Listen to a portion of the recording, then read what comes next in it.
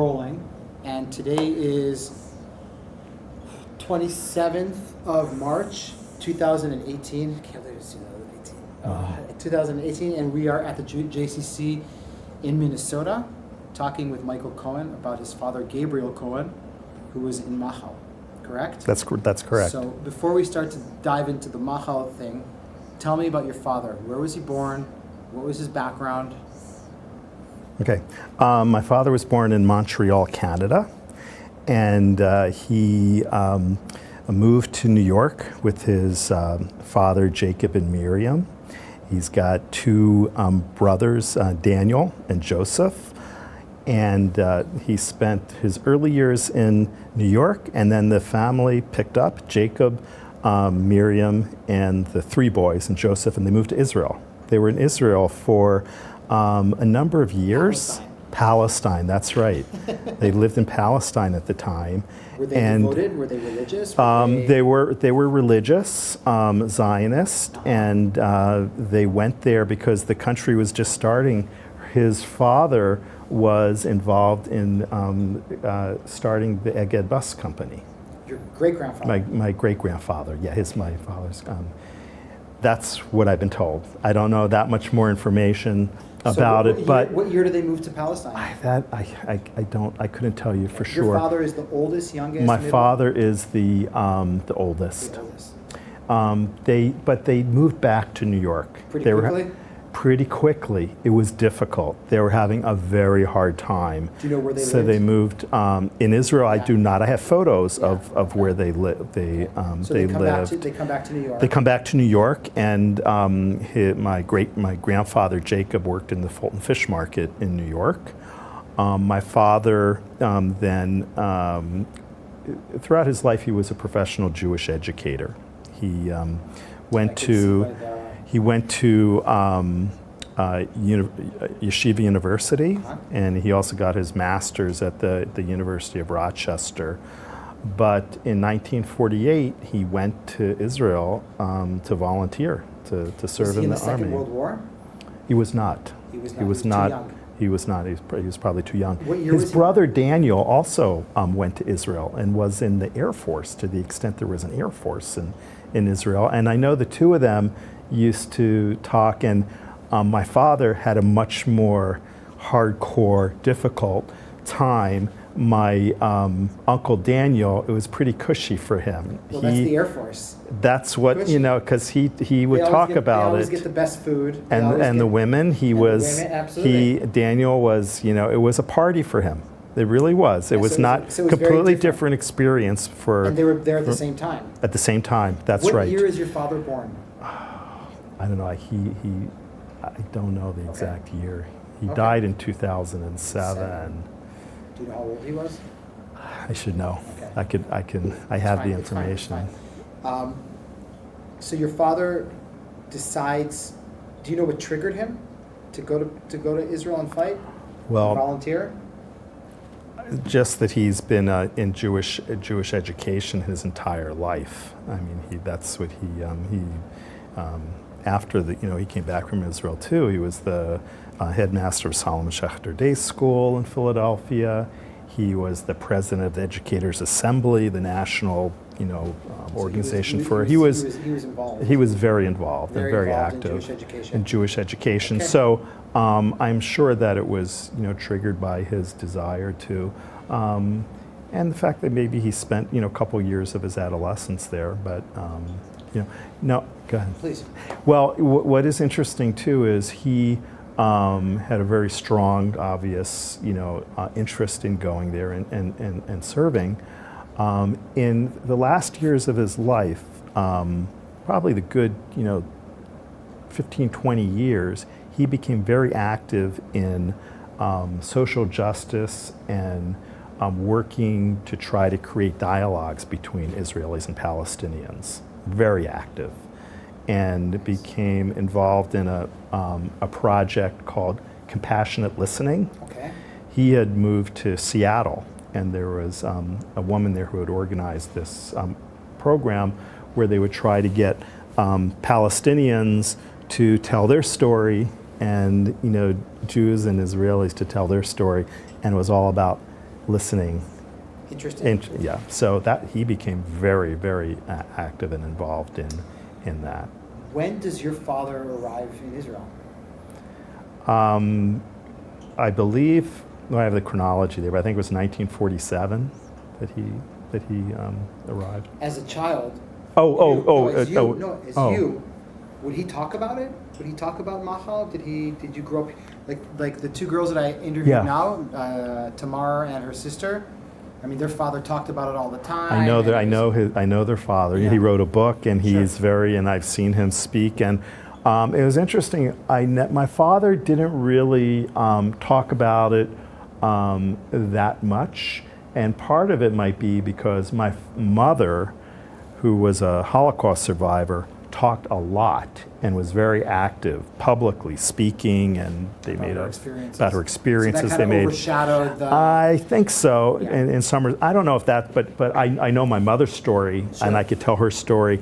I can tell my father's story if I look at what he wrote and hit in a chronology. He has written it down. But he was also a very cerebral person, and so he always reading, always studying, he came to Palestine, to Israel, more than it was Palestine. Yeah. You told me, do you know where he went, what he did, like without getting involved? Yeah. So, well, here's what I think that might be one of the reasons he didn't talk about it too, because I think he really did do some things that he killed people. Action. Yeah, he was in action. It was not a cakewalk. It was not a party for him. And so, I don't know if he necessarily wanted to talk about, things like that. So he, didn't really talk about specifics, except that,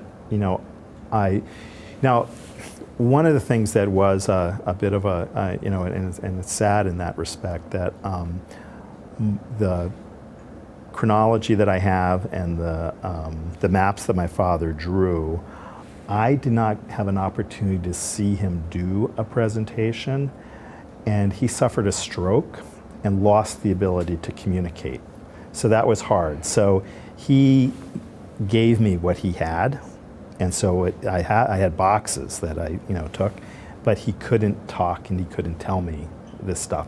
So I brought it back here to Minneapolis. He was in Seattle at the time, and I had the local shaliach who could see the maps that he drew and said, "Oh, that's Operation Chorev." I didn't even know that. And then so I then went to Wikipedia. Now I could get a little bit more, background about But that's just from a history book. And here, reading from the history book is different than hearing from the person who actually. So I have no personal stories or recollections I could share with you. This is what I think we should do now. I think we should go over these 4 maps that he drew, and you read them to me, and we just kind of look at them together, and we go maybe map by. I think that's. I think that's the best way to do it, and then of course I'll photograph some of the photos. But he wasn't a tank unit. He was a tank commander. He was a tank commander. Okay, wow. Yeah, that's what my understanding. So what we'll do is we'll cut right now, and then we will. Here, I'm filming you right now. Okay, so. Yeah, just stand there. Yeah. Okay. Okay. So my father was an educator, and when he would be asked to talk about his involvement in the War of Independence, he didn't use PowerPoint. What he used were these big sheets of paper and a magic marker, and this is what he would do. He would take these out and hold them up and show them. So give us your father's PowerPoint presentation. Okay, well, I never witnessed it, so this is what I've heard. So this is just the chronology of Gabe Cohen, and as you can see, in 1948, June 10th, he says goodbye to his parents, Jacob and Miriam, in New York City. June 19th, he boards a ship. Oh, he's got the name of the ship, the Marine Carp. You can put it down. Okay, from New York to France. Okay. Arrives June 21st in Altalena. June 23rd, he is in Le Havre, France. And he's at a DP camp, displaced persons camp, located at St. Jerome, doing training and teaching. Again, he's an educator, he's not a soldier. I don't think he ever, learned. He must have, at some point, had to be prepared because what he was going to be, experiencing in Israel. So it wasn't until July 29th that he boarded a ship at Port de Bug near Marseille, France. August 4th, he arrives in Haifa. He disembarks at Bat Galim. Bat Galim, yeah. Bat Galim. Sure. He's taken to Tel Levitsky, where he's assigned to the 8th Brigade Tank School in Lydda. So that's September 17th. So now I'm sure he's an expert soldier. I mean, he's, he probably couldn't catch a fish before he went there.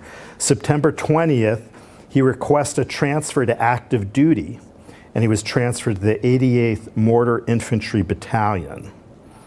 Then October 15th, he's in what's called Operation Yoav, which is in the Negev. And he's there till October 22nd. And the operations include El Manshia, the Fallujah Pocket, yep. The conquest of Beersheba.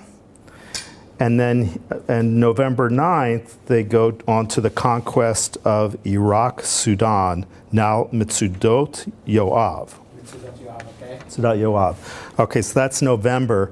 Now we're into December 22nd, 1948, all the way to January 1949.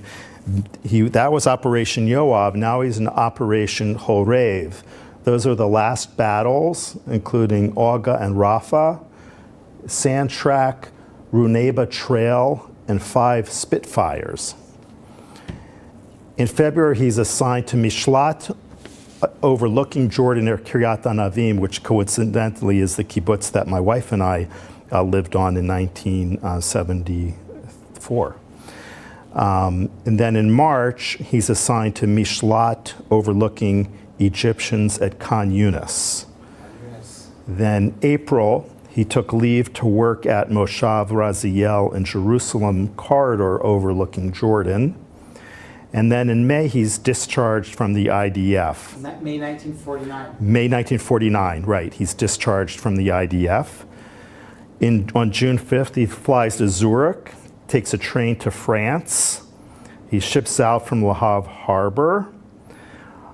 And that's where he met my mother. My mother was liberated in Denmark. She had been in a concentration camp in Stutthof, Poland, and then disguised as a Lithuanian Catholic, went with a German family to Denmark. And when May 5th came around, she came out and said that she was Jewish. And so she was taking that same boat to find her brother, who survived Dachau and was living in Canada.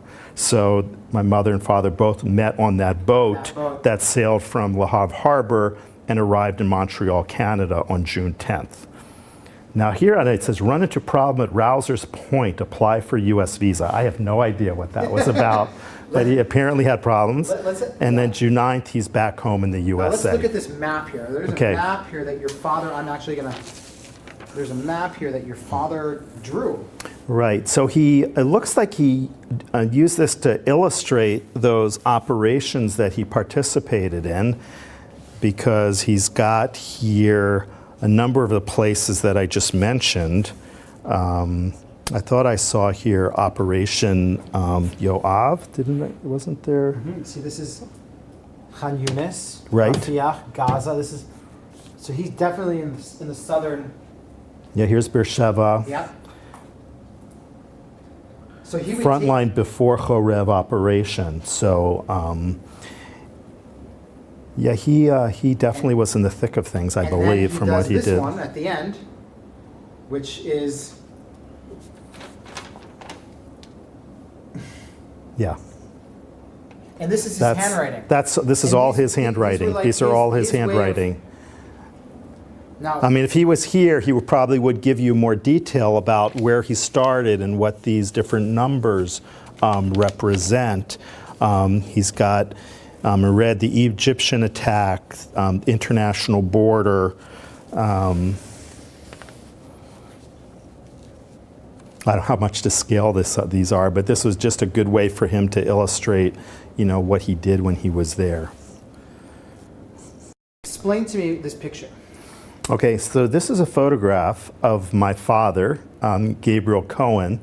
He was a tank commander, and this picture appeared on the cover of the weekly tabloid known as Olam Hazeh, apparently right around Yom Kippur, before Yom Kippur 1948.